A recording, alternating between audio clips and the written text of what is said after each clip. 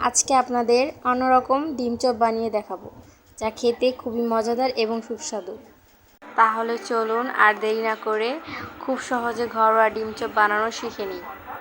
আর যদি ভিডিওটি ভালো লাগে তাহলে সাবস্ক্রাইব করে পাশে থাকবেন। ডিম চপ বানানোর জন্য প্রথমে ডিম দুটোকে সিদ্ধ করে 4 ভাগে কেটে নিব। খুব সমানভাবে কেটে নিব যেন বড় ছোট না হয়। একইভাবে আমরা আরেকটি ডিম কেটে নিব।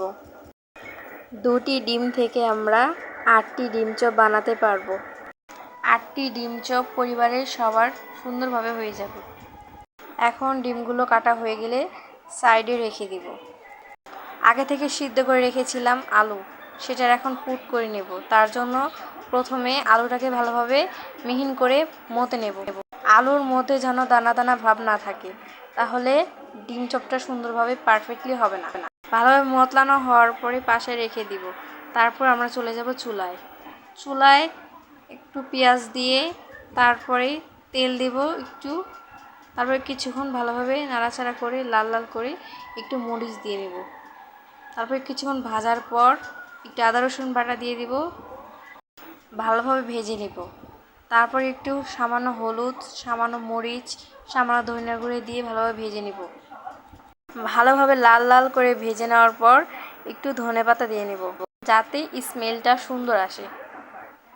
তারপরে ধনেপাতাগুলো ভালোভাবে ভেজে নেওয়ার পর আগে থেকে তৈরি করে রাখা আমার আলু মতলানোটা দিয়ে দিব। এখন একটু হাতে সময় নিয়ে ভালোভাবে আলুটাকে সবগুলো মিশ্রণের সাথে ভালোভাবে ভেজে নিব, যেন সবগুলো একত্রে মিক্স হয়। একটু সামান্য লবণ দিয়ে নিব, লবণ দিয়ে ভালোভাবে ভেজে নিব। আলুর পুরটাকে ঠান্ডা করে নিব। আলুটাকে চ্যাপ্টা করে মাঝখানে ডিমের এক টুকরো দিয়ে দিব, ভালোভাবে গোল করে নিব যেন ডিমটা ভেঙে না যায়। এভাবে আমরা সবগুলো ডিম চপ একটা একটা করে বানিয়ে নিব।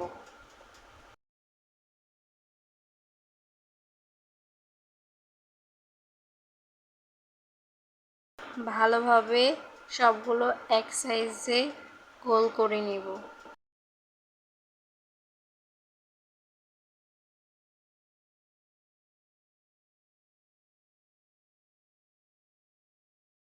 সবগুলো বানানো হয়ে গেলে আমরা একটা প্লেটে বিস্কিটের গুঁড়া নিয়ে নিব, আর সাথে একটি কাঁচা ডিম ভেঙে নিব।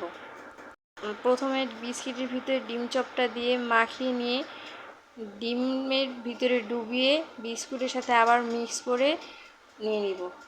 এভাবে সবগুলো পুনরায় একটার পর একটা করে নেব। দেখেন আমি কিভাবে হাতে সময় নিয়ে একটার পর একটা সুন্দরভাবে করে নিচ্ছি।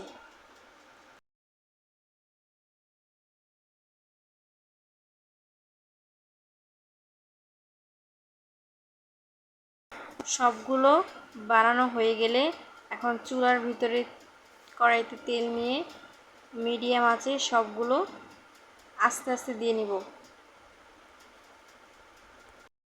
এবং লালচে লালচে করে ভেজে নিব। ভাজা হয়ে গেলে একটা প্লেটে তুলে সুন্দরভাবে পরিবেশন করব।